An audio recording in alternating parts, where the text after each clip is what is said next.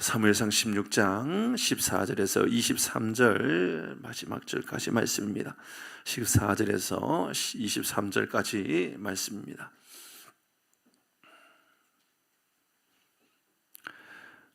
우리 교독에서 읽도록 합니다. 14절입니다. 제가 먼저 읽겠습니다. 여호와의 영이 사울에게서 떠나고 여호와께서 부리시는 악령이 그를 번뇌하게 한지라.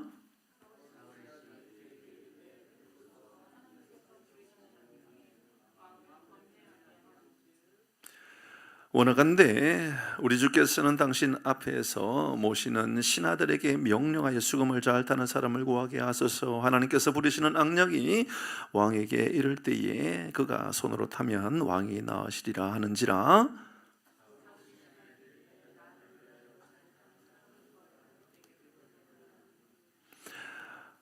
소년 중 한 사람이 대답하여 이르되 내가 베들레헴 사람 이새의 아들을 본즉 수금을 탈 줄 알고 용기와 무용과 구변이 있는 준수한 자라. 여호와께서 그와 함께 계시더이다 하더라.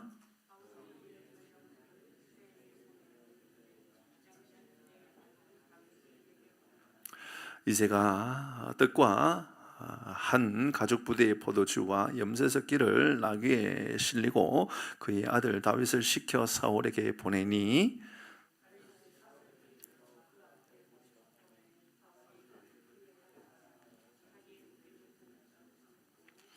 또 사울이 이새에게 사람을 보내어 이르되 원하건대 다윗을 내 앞에 모셔 서게 하라. 그가 내게 은총을 얻었느니라 하니라 같이 합니다. 하나님께서 부리시는 악령이 사울에게 이를 때에 다윗이 수금을 들고 와서 손으로 탄즉 사울이 상쾌하여 낫고 악령이 그에게서 떠나더라. 아멘. 성령의 사람이라는 제목으로 오늘 함께 말씀을 나누고자 합니다. 우리가 어제 새벽에 말씀을 나누었던 사무엘상 16장 1절에서 13절의 말씀은 좀 묘한 말씀이었습니다. 하나님께서 사무엘을 통하여 하셨던 말씀은 내가 중심을 본다. 하나님은 중심을 보시는 하나님이다. 그 하나님이 중심을 보신다 했습니다. 중심을 보았나요? 네, 중심을 보았어요. 그런데 어제 새벽에 중심을 보는 내용보다 외모를 보는 이야기가 훨씬 더 많았어요. 이게 묘했단 말입니다. 이거 굉장히 묘해요. 그 말씀을 다시 한번 더 볼까요? 12절 말씀입니다. 앞부분에 있는 12절 말씀 보도록 하십시다. 시작. 이에 사람을 보내어 그를 데려오매 그의 빛이 붉고 눈이 삐어나고 얼굴이 아름답더라. 여호와께서 이르시되 이가 그니 일어나 기름을 부으라 하는지라. 자, 분명히 하나님께서 사무엘에게 나는 이제 중심을 본다 그랬습니다. 그런데 오늘 분명히 12절에 나오는 이 말씀이 중심입니까? 아니면 외모입니까? 외모에 대해서 이야기합니까? 중심에 대해서 이야기합니까? 분명히 우리가 어제 새벽에 묵상하면서 이 말씀 굉장히 우리에게 의미 있는 말씀으로 다가왔습니다. 세상의 모든 사람들은 외모를 무시할까요? 아니면 외모를 꽤나 중요하게 여길까요? 여러분은 중심을 봅니까? 외모를 봅니까? 대답이 왜 그렇게 제가 아는 어느 목사님이요 설교를 잘해요. 똑똑해요. 그런데 키가 너무 작아요. 담임을 못 가요. 왜 못 갈까요? 외모를 봤어요. 교회 갈 때마다 그 교회에 설교 너무너무 잘한다고 이야기를 하는데 담임은 뽑아요, 안 뽑아요? 안 뽑아요. 왜냐하면 저렇게 키도 작고 외모가 저렇게 어린아이가 돼가지고 담임은 할 수 있을까? 다 그런 얘기한단 말이에요. 성경은 우리에게 외모를 보는 게 아니고 중심을 본다고 그렇게 이야기하는데 여러분 직장을 생각해 봅시다. 여러분 세상 생각해 보십시다. 여러분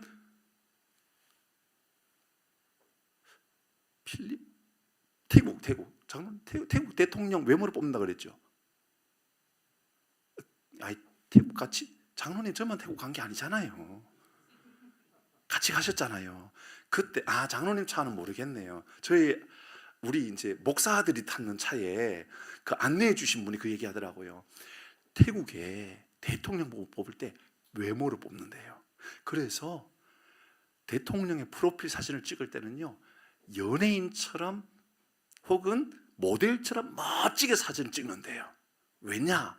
물었죠. 왜 외모로 대통령 뽑냐? 그 인간이 그 인간이래요. 부패한 건 다 똑같대요.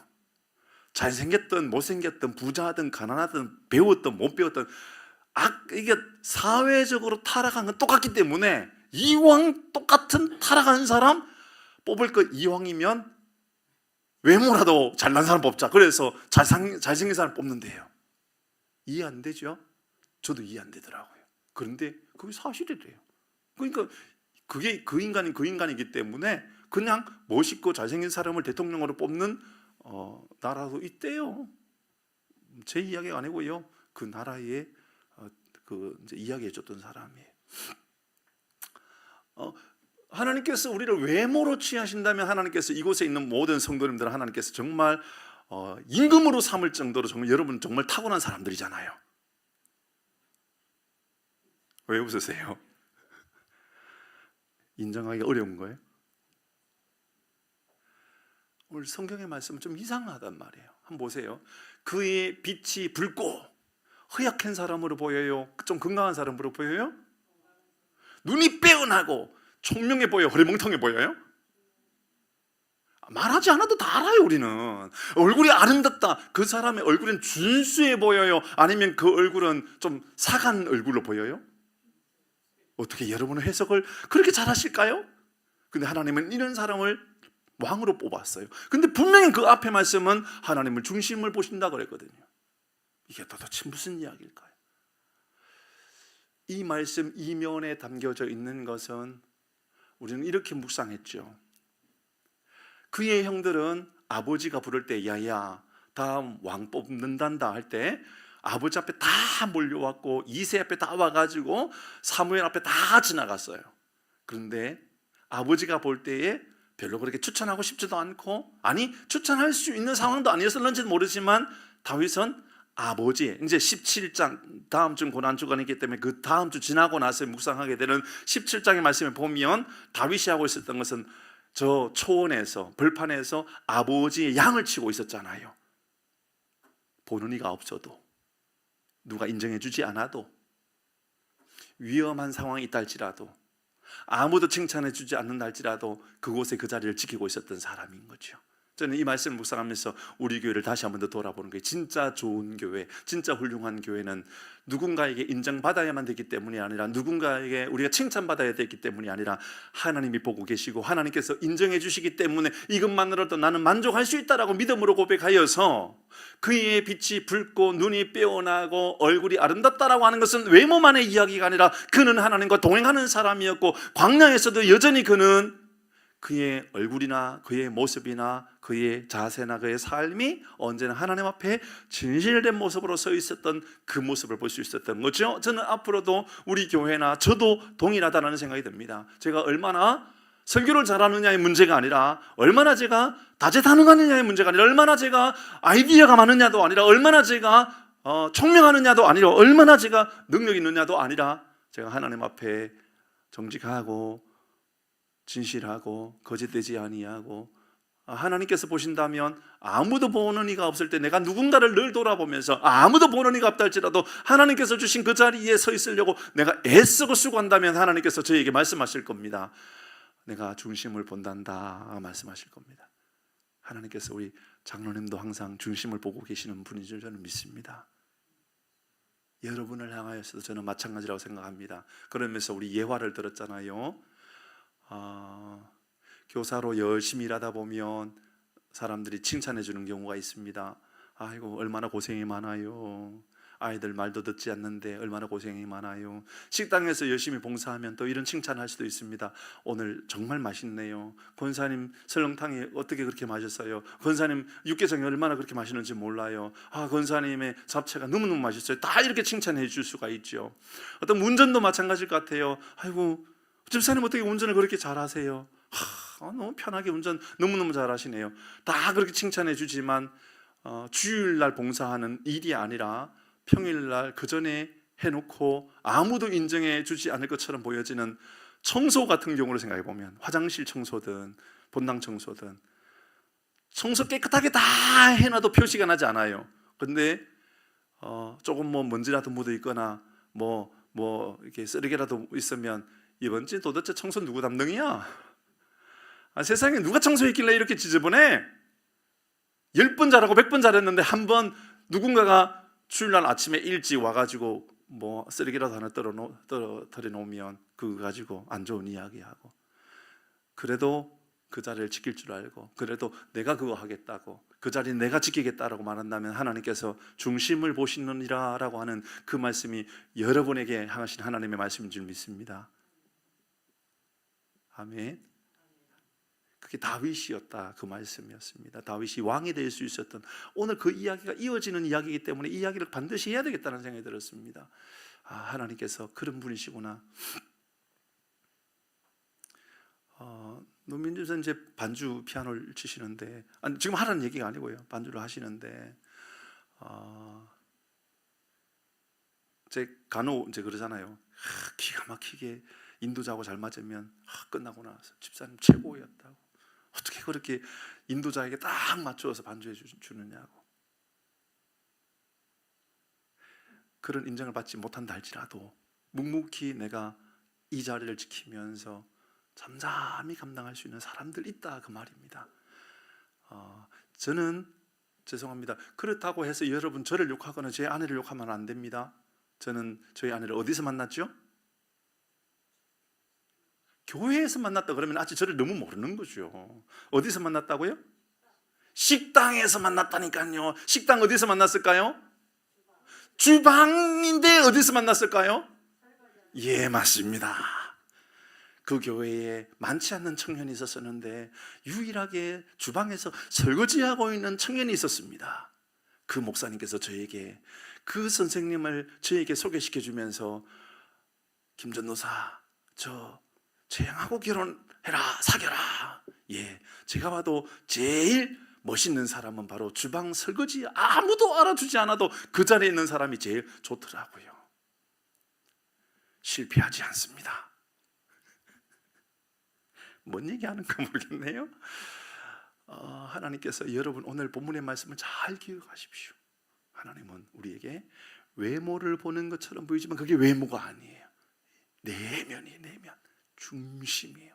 어쩌면 얼굴빛이, 그 빛이 붉고 눈이 빼어나고 얼굴이 아름답다라는 것은 외모를 보는 것처럼 보이지만 외모가 아니라 어떤 하나님께서 주신 은혜와 능력으로 인하여 그 삶이 그 안에 묻어져 있는 그 삶의 모습들이다, 이렇게 볼 수가 있는 거죠.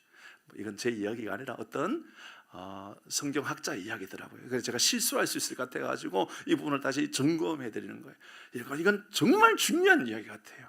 겉으로 보는 것처럼 보이지만 겉으로 이렇게 나타나는 모습이란 말입니다. 내면의 어떤 중심의 어떤 하나님의 사람으로 위대하게 세워졌을 때에 우리에게는 그 성실함이 묻어나고 얼굴, 눈에는 총명함이 드러나고 우리의 얼굴빛은 아름다운 얼굴로, 여러분 그런 삶이 우리 모두의 삶이 되기를 바랍니다. 근데 오늘 말씀의 주제는, 오늘 성경의 말씀에 사울이 악력으로 인하여 고통받고 다윗이 수금을 쳐가지고 악력이 떠나갔다, 맞죠? 뭐 다른 내용이 없어요. 오늘 본문의 말씀은 그 내용입니다.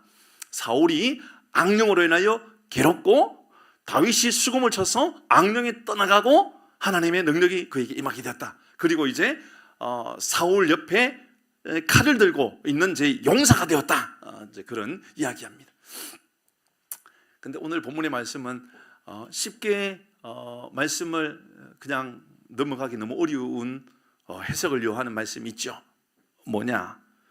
하나님이 부르시는 악령, 이 말입니다. 여러분 그게 여러분에게 쉽게 그냥 이해하고 넘어갈 말씀이 아니잖아요. 하나님이 악합니까? 근데 하나님이 부르시는 악령은 꼭 문장으로 본다면 하나님의 부르시는 악령이니까 하나님이 악을 이용하신다라고 느껴질 수 있잖아요. 하나님이 악하신 분이 아닌데 하나님에게 악이 있습니까? 하나님에게 죄가 있습니까? 그럼 하나님이 아니잖아요. 그러면 우리가 죄의 용서를 받을 수가 없잖아요. 우리가 영원한 구원에 이룰 수 없잖아요. 그러니까 하나님은 죄가 없는 분이란 말입니다. 악하지 않는 분입니다. 그런데 오늘 본문의 말씀은 너무 과하게 계속해서 반복해서 하나님이 부르시는 악령을 이야기합니다. 이상합니다. 14절의 말씀에 보면 뭐 따뜻한 거 지금 아무것도 켜놓은 게 없는데 그냥 더운 거죠, 본당이. 예, 그런 것 같아요. 14절의 말씀을 보시면 여호와의 영이 사울에게 떠나고 여호와께서 부르시는 악령이 그에게 임하였습니다. 15절에도 중간 이후에 하나님께서 부르시는 악령이 왕을 번뇌하게 합니다. 16절 중간에도 하나님께서 부르시는 악령이 왕에게 이를 때에 또 이야기합니다. 23절에도 말씀해 보면 하나님께서 부르시는 악령이 사울에게 이를 때에, 그러니까 여러분 이렇게 말하면 알아듣고 이렇게 말하지 않으면 못 알아듣습니까? 하나님의 악령이라고 하는 말이 한 번만 말하면 되지 뭔 이 말씀 안에 이 문단 안에 4번이라도 이야기해야 될 만큼 중요합니까? 여러분 한번 생각해 보십시다. 하나님께서 악을 이용하시는 것처럼 보여지는 그런 말씀을 우리에게 반복해서 4번이나 말하면 마음이 편안합니까? 불편합니까? 저는 너무 불편해요. 너무 불편한 거예요, 이게. 그러니까는 도대체 이게 뭘까? 왜 이렇게 말할까? 이렇게 4번이나 반복해서 이야기하는 게 뭘까? 여러 가지 견해가 있어요, 이 말씀이. 첫 번째 어떤 견해를 어떤 사람이 가지고 있느냐 하면 이것은 그 영적인 어떤 공허함, 그러니까 악한 영으로 말미암아 나타나는 영적인 공허함을 이렇게 표현한 것이다라고 말하는데 동의하기는 어려워요. 그냥 그런 거예요. 그러니까는 하나님이 떠나고 죄가 우리에게 있으면 공허해지고 우리의 마음이 굉장히 불편해지고 다툼이 나타나고 우리 입술이 막 거짓과 그 다툼과 막 분노와 이런 것으로 가득 채워지는데 이 모습이 하나님이 부르시는 악령이라는 표현으로 설명한 것이 아니겠느냐라고 하는 해석이 있는데 전통적인 해석은 아니고 그런 해석이 있습니다. 두 번째 이 해석은 이런 해석도 있어요. 하나님께서 심판의 도구로 악을 이용한다. 그러니까 하나님께서 심판하시고자 사울을 심판하시고자 하나님께서 악을 이용했다라고 이용해요. 근데 이 말씀은 다시 말씀드리지만 하나님의 성품에 맞지 않죠. 하나님께서 이 성품을 가지고 있는 분이 아니기 때문에 그렇죠. 전통적인 해석은 뭐냐면 악을 허용하신다라는 표현입니다. 전통적인 기독교 해석은 하나님께서 사탄의 악한 일들을 허용하시는 거죠. 대표적인 게 누구를 향하냐면 욥, 그렇죠? 욥, 사단이 그러니까 욥을 공경에 빠지게 할 때 하나님께서 허용하시잖아요. 허락하시잖아요. 그러니까 그 왜 허락하실까를 잘 생각해 보면 하나님께서 우리에게 주신 자유의지라는 게 있잖아요. 하나님 우리를 로봇으로 만들지 않았잖아요. 기계로 만들지 않았잖아요. 하나님 우리가 스스로 찬양하고 스스로 겸손하고 스스로 하나님의 이름을 높여드릴 수 있는 충분한 은혜를 우리에게 주셨단 말입니다. 그런데 그 기계처럼 주신 것이 아니라 우리에게는 자유의지를 주셨어요. 근데 그 자유의지의 안에 사단의 악한 모습들이 우리를 그렇게 침범해 올 때가 있다. 이제 그런 이야기입니다. 우리는 스스로 판단하고 결정할 수 있는 능력이 충분히 있다라는 것이죠. 그런 의미에서 우리가 교만하고 어떤 욕심에 빠지고 이러한 것으로부터 우리는 어떤 결정을 내릴 수 있는가를 결정하고, 만약에 악의 허용이라고 하는 것이 사라지면 우리는 죄 자체가 사라지게 되겠죠. 죄 자체를 짓지 않는 게 되는 거죠. 이제 그런 의미로서 하나님께서 악을 허용하신 겁니다. 뭐냐면 하나님께서 사울을 미워하셔서 사울이 너무너무 싫어서 하나님께서 하나님 부르시는 악령을 그에게 넣었다라는 표현이 아니라 사울에게 있는 자유의지가 있단 말입니다. 사울에게 있는. 근데 그 자유의지 중에 악함의 그 존재를 하나님께서 성령의 사람이었을 때는 막아주셨는데 교만하고 악에 빠져서 악한 도구가 되었을 때 하나님께서 악을 허용해 놓으셨다라는 거예요. 스스로 결정해라. 근데 그 스스로 결정하는 그 이전의 모습 우리가 알잖아요. 하나님께 예배하러 간다 그러면서도 뭐 했죠? 그는 자기를 위해서 기념비 쌓았잖아요. 그게 바로 사울의 악함이었단 말입니다. 말로는 내가 예배하러 간다고, 말로는 내가 기도하러 간다고, 말로는 내가 오늘 중보하러 간다고, 말로는 내가 오늘 섬기러 간다라고 말하면서 뒤로는 뭐 하고 있느냐 하면 하나님, 내가 내 기념비 세우고 싶습니다. 하나님, 나 기념비 세우고 싶어요. 그건 저도 마찬가지인 것 같아요. 저도요, 목회 성공하고 싶어요. 그러니까 좋은 의도로 이야기하는 거예요. 하나님, 정말 하나님 놀라운 부흥이 임하였으면 좋겠어요. 하나님, 목회 잘했다라고 하나님께 인정받고 싶어요 라는 마음이 있지만 또 내 마음 안에는 이러한 악이 내 안에 들어올 때가 있다고. 뭐냐 하면 기념비적인 거 하나 세우면 얼마나 좋을까, 이런 거 있잖아요. 왜? 그렇잖아요, 그죠? 그래서 어떤 작년 연말입니다. 어느 목사님 대학교에요.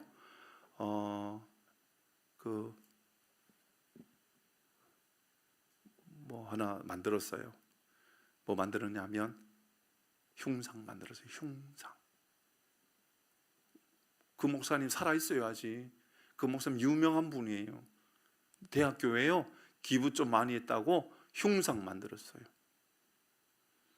거기에요, 많은 목사님들 와서 축하해주고요, 칭찬해주고요, 국회의원도 오고요, 시장도 오고요.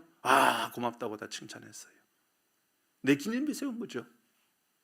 우리는 나를 위하여 기념비를 세우고자 하는 마음에 자유로울 수 있을까요? 자유로울 수 없을까요?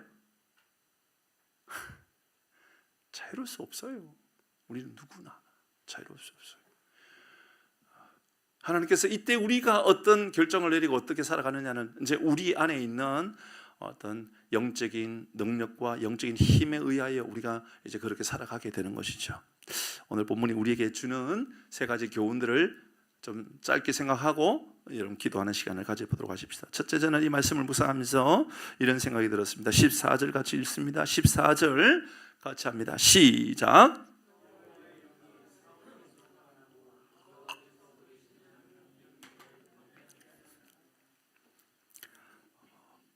여호와의 영이 떠나고 나니까 어떤 일이 일어나느냐? 그를 번뇌하게 되었다라고 이야기하고 있습니다. 번뇌하게 되었다.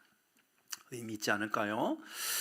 하나님을 떠나고 나면 자유로워지는 것이 아니라는 것을 알려주고 있죠. 여러분, 우리도 우리에게 있는 하나님의 영이 떠나면, 하나님의 은혜가 떠나면 여러분, 우리는 훨씬 더 어둠의 세력으로 말미암아 우리를 짓누르게 되고 우리를 악한 마음에 들게끔 하는 이런 일들이 일어난다라고 하는 것, 이게 바로 영적인 원리지요. 기억해야 됩니다. 하나님을 떠나면 자유로운 것이 아닙니다. 우리는 영적인 존재이기 때문에 창조주를 떠나면 떠날수록, 멀리하면 멀리할수록 우리는 자유로워지는 사람이 아니라 자유로부터 멀어지는 사람이 되는 것이지요. 도리어 악한 존재, 어두움의 존재가 되는 겁니다. 빛을 떠나면 어두움이 거하게 되어 있습니다.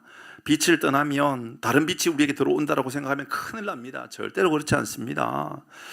그리스도인은 말씀을 떠나면 자유로워지는 것이 아니라 도리어 무질서해집니다.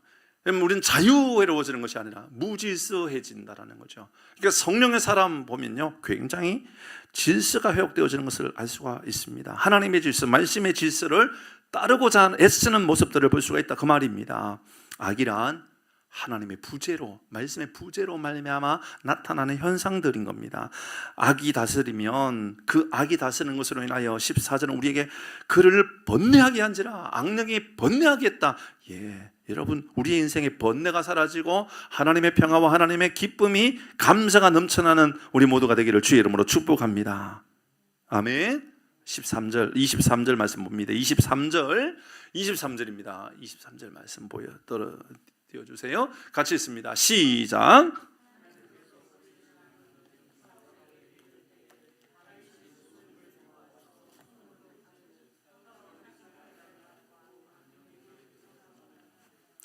하나님의 영이 임하였을 때 상쾌해졌다라고 하는 것을 또 다른 말로 말하면 그의 삶의 질서가 회복되어졌다, 이렇게 말해도 되겠죠. 영적인 생각이나 우리의 말이나 우리의 가슴이나 우리의 심장이나 우리의 마음에 모든 질서들이 자리가 잡혀지고 있다, 이렇게 해석해도 될 것 같습니다. 저는 성령의 사람이 되어 우리 교회가, 여러분의 삶이 무질서가 질서로 바뀌어지고 번뇌와 고뇌가 상쾌하게 되는 은혜가 임하기를 바랍니다.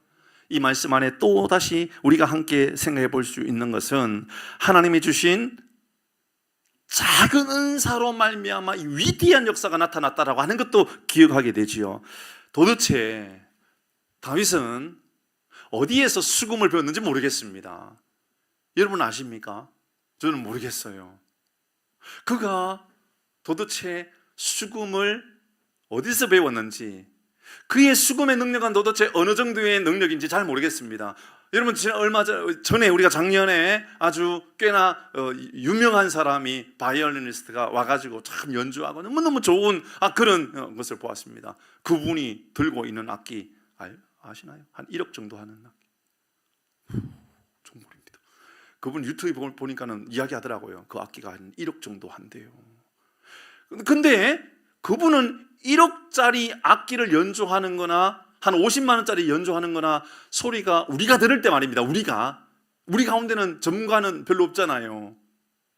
서은주 선생님 혹시 바이올린 전문가인가요? 좀 바이올린 잡아본 일도 없어요. 저는 바이올린 잘 몰라요. 우리는. 그죠? 여러분, 우리는 1억짜리 악기인가 50만 원짜리 악기인가 구분해낼 수 있을까요? 없을까요? 그러니까 그분이 유튜브에 보니까 거의 구분을 못 해내더라고요. 1억짜리인지 50만 원짜리인지 거의 구분 못합니다. 싼 건지 비싼지 구분하지 못합니다. 저는 그런 생각을 해보게 되었습니다. 다윗은 도대체 그의 실력이 얼마나 대단한 실력이었을까? 도대체 그의 실력, 적어도 그가 만졌던, 그가 이제 만지고 있는 이 악기는 수금이잖아요. 수금. 영어에 보면 하프예요. 하프를 연주했단 말입니다. 그럼 그 하프를 연주한 것은 어디였을까요? 들판이었단 말입니다. 들판. 누가 듣고 있을까요? 양들. 이게 관중이 누구예요 지금? 양들이에요. 양들이 그 음악을 들으면서 와 대단하다 박수 쳐주고 그럴 게 있을까요? 없지요. 그러니까 연주를 잘하든지 못하든지 아무도 관심 없을 겁니다. 양은 양대로, 늑대는 늑대대로, 여우는 여우대로, 나는 나대로, 잘하든 못하든 무슨 상관이 있습니까? 나는 그냥 연주할 뿐입니다. 그런데 성경은 다윗이 얼마나 대단한 연주자인지 말하고 있지 않아요. 얼마나 대단한 악기를 가지고 있는지도 말하고 있지 않아요.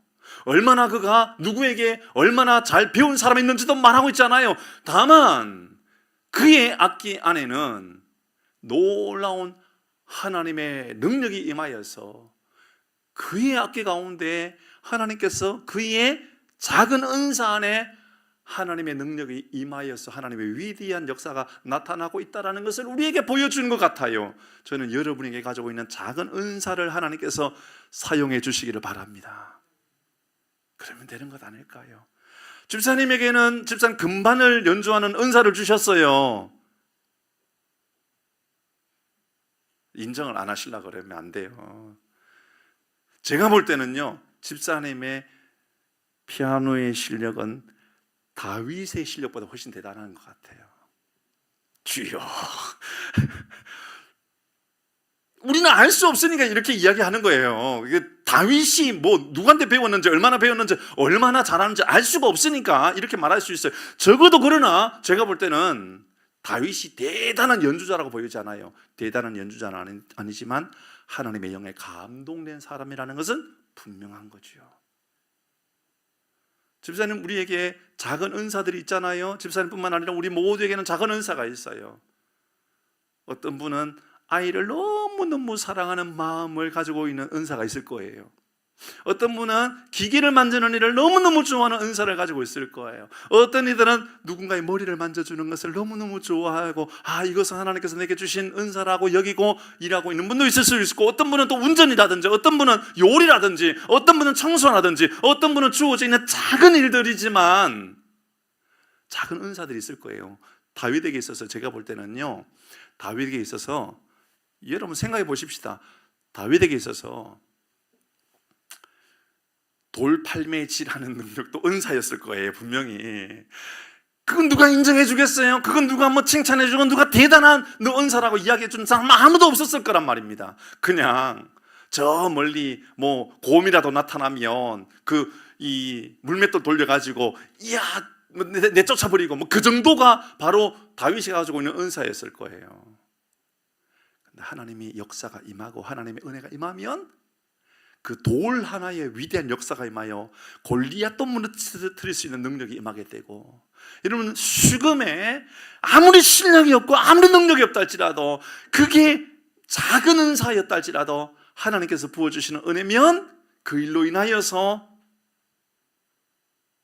사울에게 임하였던 악령으로 인하여서, 악한 영으로 인하여서 그가 번뇌에 빠져서 더 이상 살아날 능력도, 무질서함에서 벗어날 수 있는 길도 없는 그런 삶을 살아간다 할지라도 하나님의 위대한 역사로 그의 삶은 질서가 회복되어지고 악한 영은 떠나가게 되는 것처럼 여러분에게 있는 작은 은사로 인하여 하나님의 위대한 역사가 이루어지기를 주의 이름으로 축복합니다. 여러분, 큰 은사를 기대하지 마세요. 여러분, 내게 하나님 좀 대단한 능력을 좀 달라고 그렇게 기도하지 마시고, 하나님 내게 있는 작은 은사를 사용해 달라고 기도하시면 되는 겁니다. 저는 우리 교회도 그렇게 기도하고 있습니다. 하나님, 우리 교회가 작은 교회입니다. 하나님, 우리 교회가 겉으로 볼 때 작은 교회입니다. 그러나 하나님, 위대한 능력이 임하는, 하나님께서 쓰시는 성령의 은혜와 능력이 임하는 교회가 되게 하여 주옵소서. 저는 이렇게 기도하고 있습니다. 저는 우리 이런 교회 되면 되잖아요, 그렇죠? 우리 이런 교회를 꿈꾸고 있으면 되지 않을까요? 그럼 하나님께서 우리가 준비하고 있으면 쓰실 거 아니에요. 우리가 저 다윗이 광야에서, 초원에서 양을 칠 때 너무너무 심심해서 어쩌면 하프를 연주하고 있었을는지 어떻게 합니까? 너무너무 심심해가지고, 여러분 알 수 없고, 그래서 제가 꾸며낸 내용이에요. 성경 없는 내용이에요. 제가 꾸며낸 내용이니까 오해하지 마세요. 너무너무 심심해가지고 하프를 혼자 지 마음대로 연주할 수도 있고요. 너무너무 심심해가지고, 여러분 아세요 혹시나? 그러니까 너무 심심하면요, 제가 시골에서 오래 살았거든요. 그래도 버스 하루에 2대 다니는 동네에서 살았단 말이에요. 너무너무 심심하니까 뭐 하냐면 혼자서요, 저 멀리 돌 위에 돌 얹어놓고요, 돌 던져가고 돌 맞추는 거 혼자서 해요. 심심하면 그런 거 한단 말이에요. 그냥 심심하면. 저는 생각해보니까는, 장로는 그렇게 해본 일 없어요 혹시? 저만 있네. 저는 그렇게 했단 말이에요. 아마 여러분 너무 심심하면 그럴 수 있잖아요. 그냥 너무 심심하니까는 물맷돌, 돌 그냥 들어가지고 저 멀리 나무 위에 돌 하나 얹어놓고 딱 던져서 맞추기도 하고, 아무것도 아니고 그냥 너무 심심해서, 그래도 하나님께서 그거 하나님께서 쓰시겠다 하시면 쓰신다라는 그 이야기를 말씀드리고 싶은 거예요.